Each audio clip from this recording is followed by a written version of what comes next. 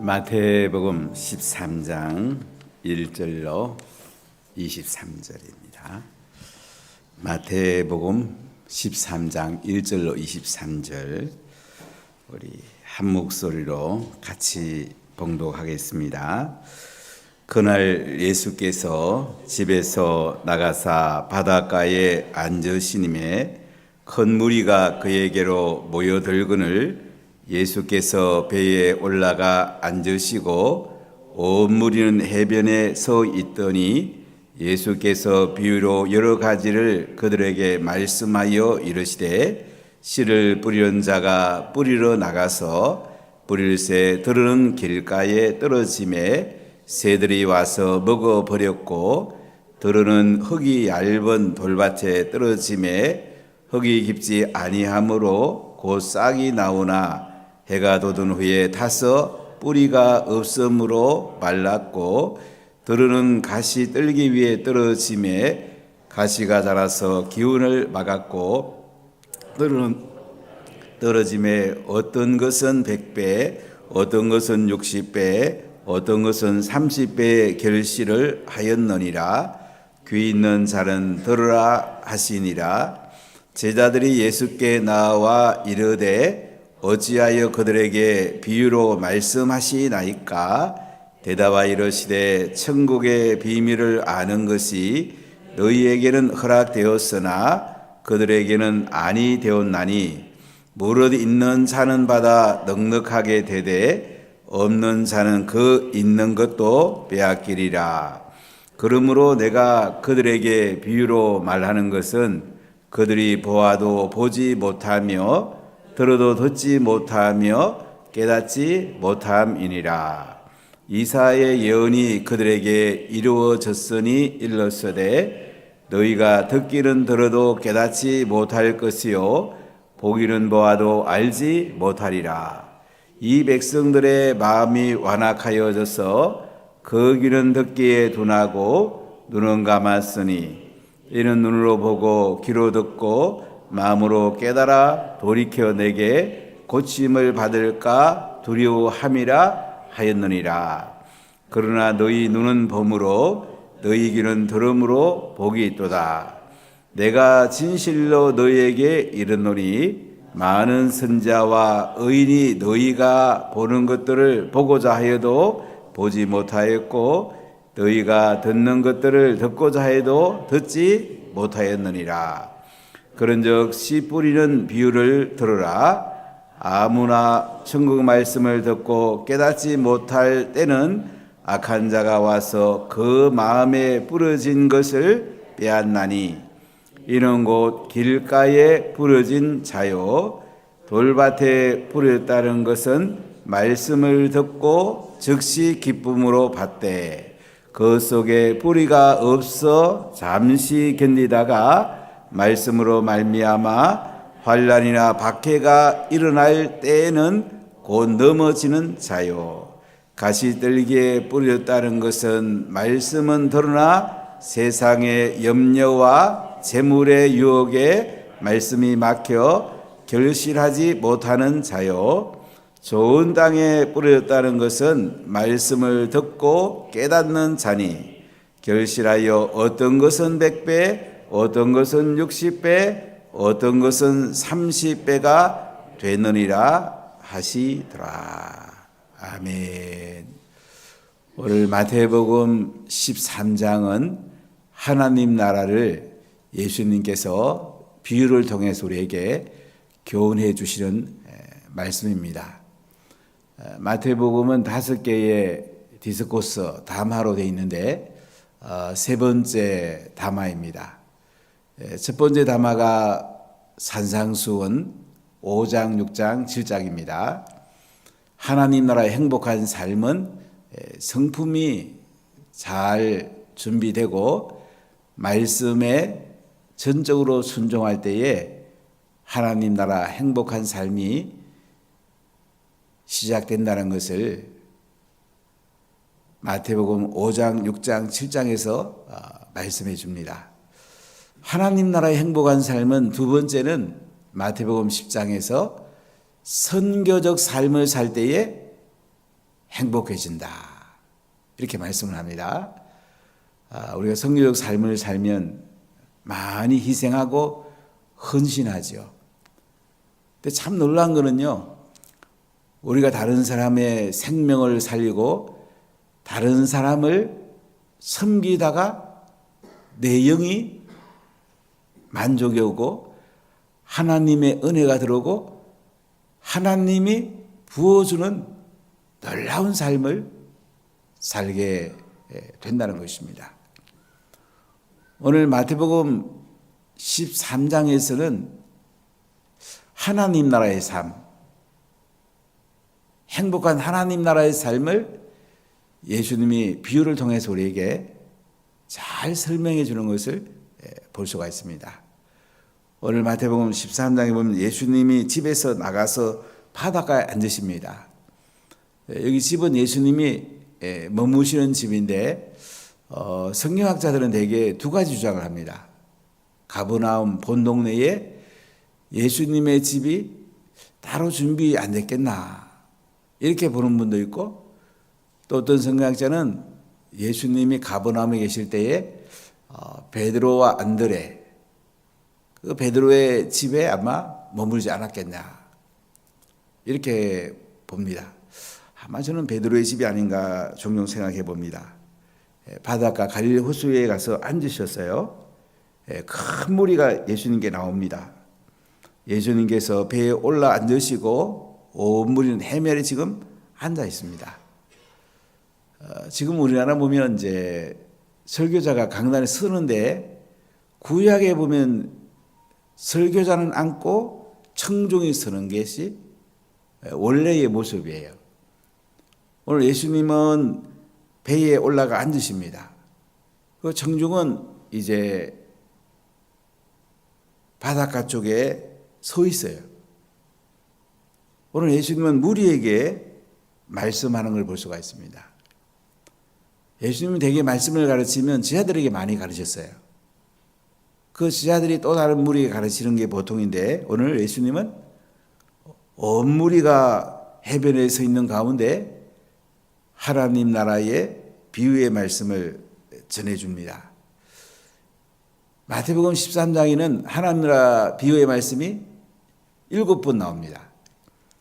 그 중에 첫 번째가 자세하게 나오고 또 설명까지 예수님이 말씀하는데요. 씨 뿌리는 자의 비유입니다. 또는 씨의 비유, 또는 씨 뿌리는 비유, 어디에 초점을 맞추는가에 따라서 이렇게 말을 합니다. 여기서 씨 뿌리는 자가 나가서 뿌립니다. 이스라엘 지역은 토양이 좋지 않습니다. 석회암질이 많고요, 돌들이 많아요. 우리나라 같으면 밭고랑을 탄 뒤에 이제 씨를 뿌리잖아요. 근데 이 이스라엘 땅은 씨를 뿌려놓고 그 다음에 홈이라든지 이런 것으로 이렇게 덮게 됩니다. 씨를 먼저 뿌립니다. 씨 뿌리는 자가 나가서 뿌리러 나가는데요. 뿌리는 첫 번째로 뭐예요? 길가에 떨어집니다. 길가는 사람들이 많이 다니기 때문에 씨를 뿌려도 싹이 들 가능성이 적잖아요. 그러니까 새들이 와가지고 씨를 먹어버렸어요. 씨가 길가에 떨어지니까 싹이 잘 안 나고 새들이 와가지고 그 씨를 먹어버렸단 말이죠. 또 어떤 씨는 흙이 얇은 돌밭에 떨어집니다. 이스라엘은 장막절이 시작되면 대개 비가 옵니다. 10월 초중순 되면 장막절이 시작되는데 이때 보통 비가 옵니다. 이른비라고 그럽니다. 보리나 밀을 파종합니다. 6월절 부근되면 이제 비가 한 번 정도 더 오고 늦은 비가 오고 이제는 건기가 옵니다. 이 건기에는 씨가 날 수가 없습니다. 얇은 돌밭에 씨가 떨어집니다. 흙이 깊지 못합니다. 싹이 곧 나오는데 해가 돋고 나니까 뿌리가 없어가지고 말라버렸다. 비가 적절하게 와야지 씨가 나는데 건기에는 싹이 터오르질 않습니다. 또 싹이 좀 났다가도 어떻게 해요? 뿌리가 없으니까 곧 말라버린 거예요. 그리고 어떤 씨는 가시떨기 위에 떨어집니다. 가시떨기. 잡초락해도 좋습니다. 곡식을 심으면 곡식이 잘 자라야 되는데 그 방해하는 잡초들이 있잖아요. 가시떨기도 있고 뭐 곡식 아닌 여러 가지들 잡초들이 있습니다. 근데 씨가 잡초에 뿌려진 거예요. 싹은 트지요. 좀 자라지요. 그런데 어떻게 해요? 결실을 못합니다. 그런데 어떤 씨는요, 좋은 땅에 떨어집니다. 옥토에 떨어집니다. 물기도 적절하고 영양가도 있고 씨가 떨어져 가지고 잘 자랍니다. 100배로 자라는 씨도 있고 60배로 자라는 씨도 있고 30배로 자라는 씨도 있습니다. 이렇게 예수님께서 말씀을 합니다. 그러니까 무리들이 무슨 말이지? 잘 모르는 거예요. 제자들을 잘 못 깨달아요. 이때 예수님께서는 제자들을 별도로 이렇게 얘기하는 걸 볼 수가 있어요. 그러니까 제자들이 예수님께 나와서 물어요. 아, 예수님, 그거 무슨 말씀입니까? 어찌하여 이렇게 비유로 말씀하셨습니까? 그러니까 예수님이 천국의 비밀을 아는 것이 너희에게는 허락되었지만은 그들 무리에게는 허락이 안 되었다. 무슨 말이죠? 예수님을 만난 사람들, 신약으로 해석하면 예수님이 십자가에 우리를 위해서 못 박혀 죽으시고 부활하신 그분이 나의 구세주가 되시고 주님이 되는 것을 믿는 사람에게는 천국의 비밀이 허락되었다. 그러나 예수님을 믿지 않는 사람은 뭐예요? 예수님이 말씀해도 하늘나라가 뭔지 알지 못한다는 거죠. 여러분, 교회에 많이 나와도 십자가에 죽으시고 부활한 예수님이 나의 구세주가 되시고 주님이 되시고 성령이 임해야지 하나님 나라가 시작이 됩니다. 하나님 나라의 기쁨과 만족이 우리 속에 막 흘러 들어옵니다. 하늘의 선물 보따리가 막 흘러 들어오죠. 세상이 좀 부족해도 어떻게 해요? 너무 행복하죠. 하늘의 행복이 우리 속에 밀려 들어오죠. 이게 중요해요. 우리가 부흥회를 열면서 사람들이 3, 4일 집중하면 성령의 강력한 기름이 흘러 들어오게 되고 천국의 선물 보따리들이 흘러 들어오게 됩니다. 그럼 부흥회를 잘 준비하시고요. 시간도 내시고 할 수 있으면 감상금도 넉넉히 들으십시오. 내가 사는 겁니다. 저 같은 교회 재정 때문에 그 다음 문제예요. 하나님 앞에 내 마음을 준비하는 거죠. 시간도 우선순위를 말씀을 내고, 그리고 세상 사람들이 제일 좋아하는 게 돈이잖아요. 하나님께 재정도 헌금도 넉넉하게 드리고, 어떤 분 보면 이제 부흥회 내내 매번 드리는 분들이 있어요. 사모하며 드리는 분들이 꼭 은혜를 받습니다. 하나님은 참 놀라운 분이에요. 또 자녀들하고 같이 와서 또 말씀 듣고, 아이고 자녀 공부해야지 언제 와드냐. 이런 말씀 한번 잘 들으면요, 하나님의 지혜가 임하면 공부는 어려운 게 아니에요. 공부는 하나님 은혜가 임하면 잘할 수 있는 거예요. 저는 주위에 공부 잘하는 사람들을 많이 봤기 때문에 저는 이제 자기 노력으로 공부 잘하는 사람도 있어요. 그런데 머리가 좋아 또 잘하는 사람도 있어요. 근데 하나님의 은혜가 임해서, 하나님의 지혜가 임해서 공부 잘하는 사람, 이게 진짜 잘하는 거예요. 하나님이 그를 축복해 줍니다. 자기 노력으로 잘하는 사람은 한순간은 잘할 수 있지만은 그 뒤에는 넘어질 수도 있어요. 근데 하나님이 부어주는 지혜로 자라는 사람은 갈수록 하나님 은혜가 가득하게 됩니다. 이번 토요일 날 외무고시가 있는데 저에게 청년 하나가 이제 지난주 성가대도 하고 또 찬양대 연습도 하고 그래서 제가 상당히 이뻤어요. 마지막에 물론 집중해야 되는데 이번 주 토요일 날 외무고시 중에 제일 어려운 것 중에 하나잖아요. 사법시험, 행정시험, 외무고시, 공인회계사 이런 시험들이 오는데 교회 봉사하는 모습 보고 저는 굉장히 기뻤습니다. 하나님 꼭 합격하게 해주십시오. 작년에 1차 합격했는데 이번에 2차까지 꼭 합격하게 해주십시오. 기도하고 있는데 같이 기도해 주면 좋겠어요. 우리가 자꾸 이제 뭐 공부하고 또 사업하고 바쁘면 자꾸 하나님과의 시간을 자꾸 줄이려고 해요. 정말 의리스러운 사람이에요. 바쁠수록 하나님 관계의 시간을 늘려야 돼요.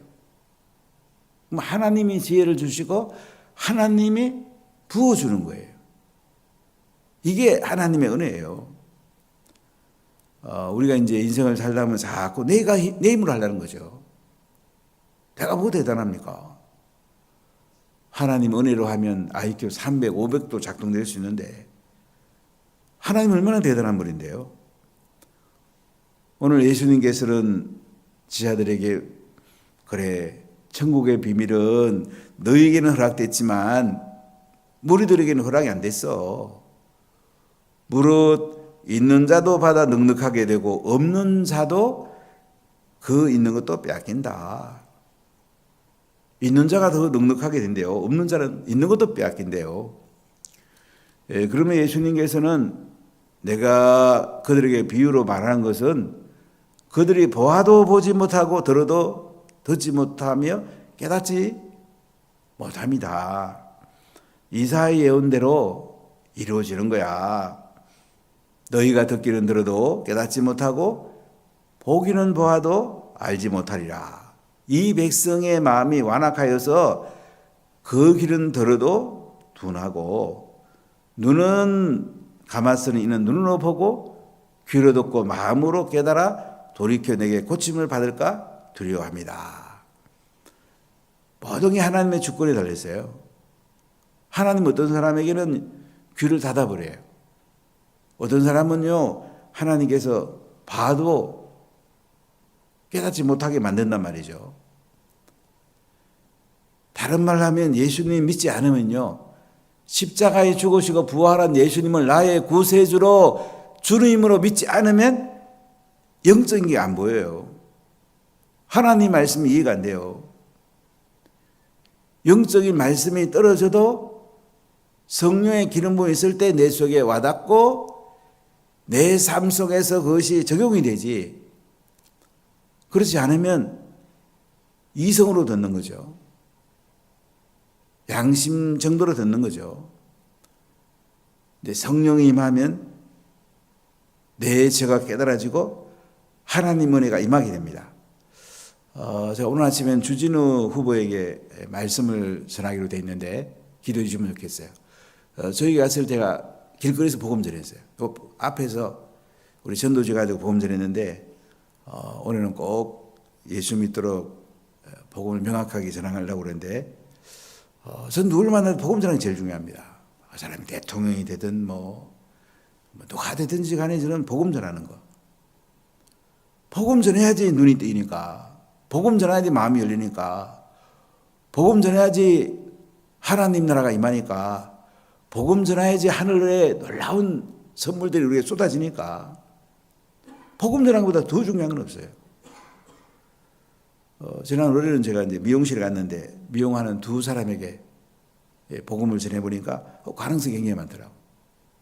한 청년은 부모님이 교회를 다닌대요. 꼭 예수 믿어야 된다. 한 자매는 종교는 없는데 뭔가 의지할 사람이 필요하대요. 아, 예수 믿으면 좋겠다고. 제가 고등학교 다닐 때에 마음이 답답하고 하나의 종교를 가지고 싶었어요. 고등학교 2학년 때. 기독교, 불교에게 구분 안 되거든요. 제가 종교를 가지고 싶다고 그랬더니 사실 나중에 보니까 제 옆에 전부 다 기독교인인데 유영옥, 이평 다 이들 기독교인 한마디도 안 해요. 근데 한강 건너에 있는 김창수라는 애가 나보고 불교 학생이 가져요. 걔 따라왔어요.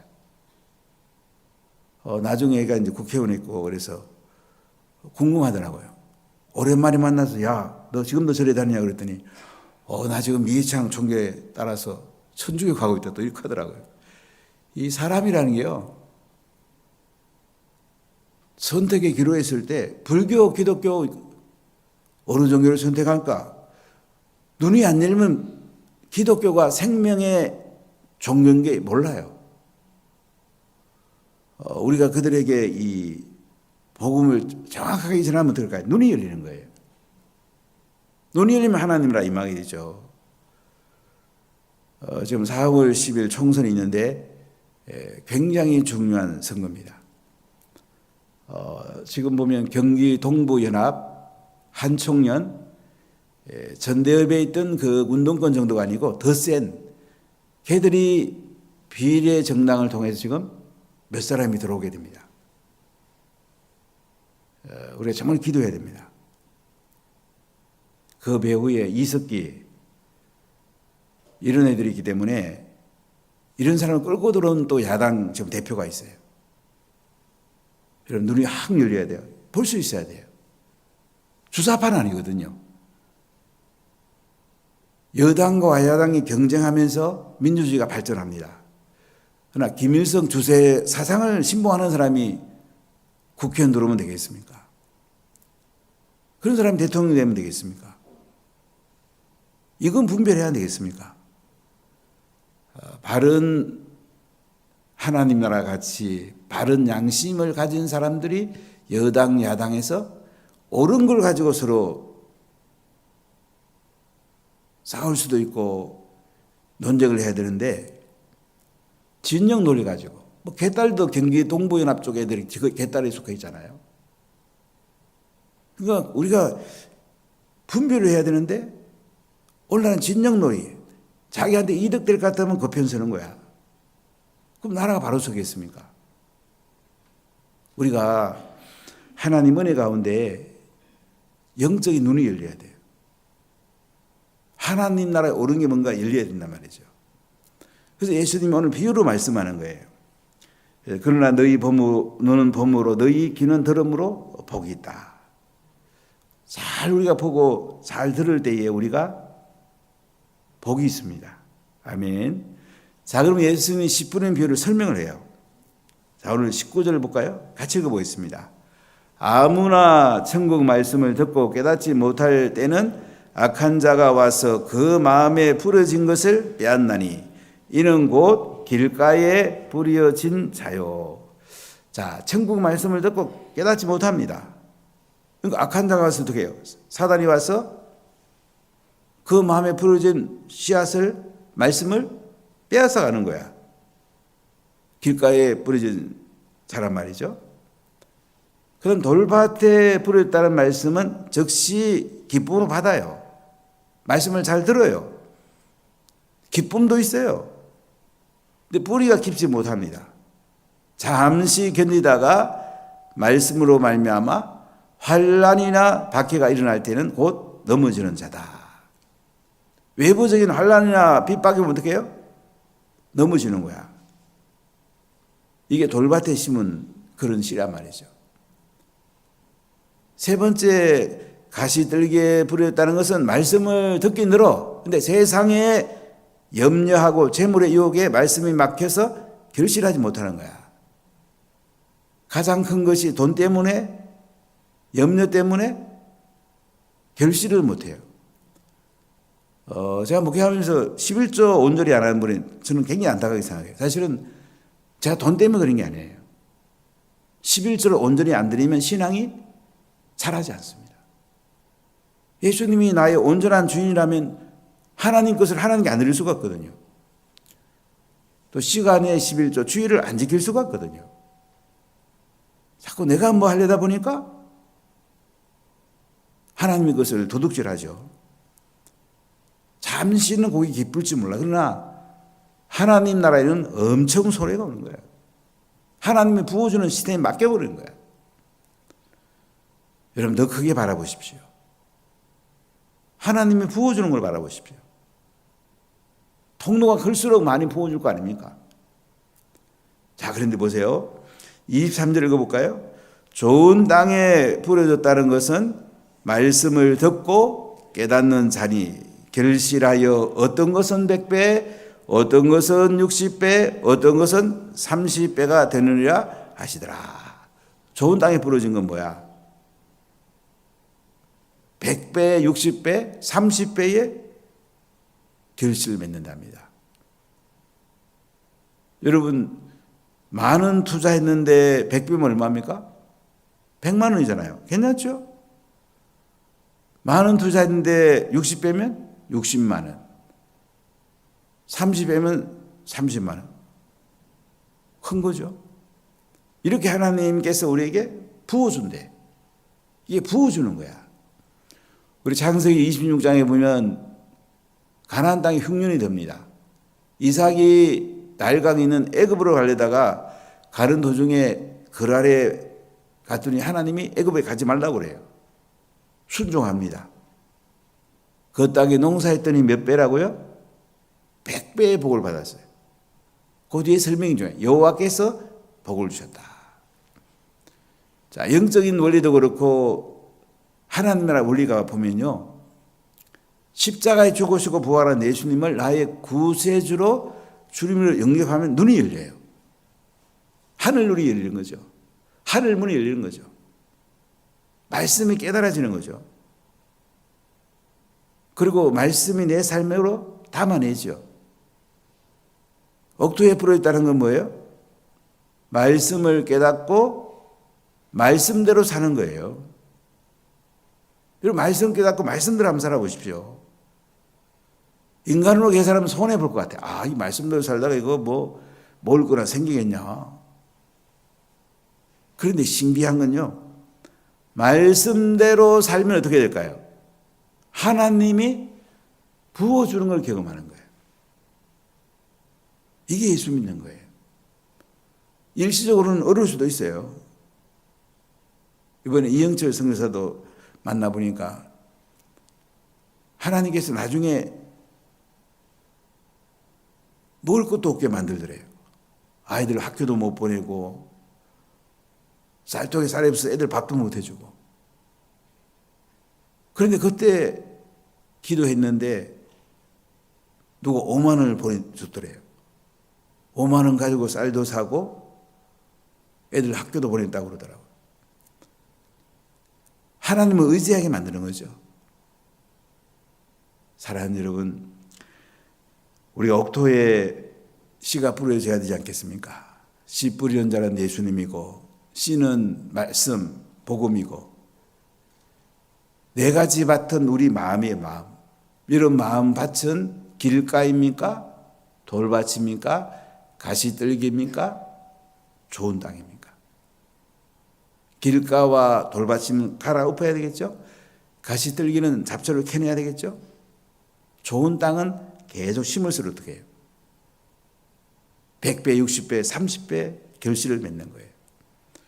말씀대로 100% 깨닫고 순종하면서 100배의 복을 받으시는 오나 가족들이 다 되시기를 예수님 이름으로 간절히 축복합니다.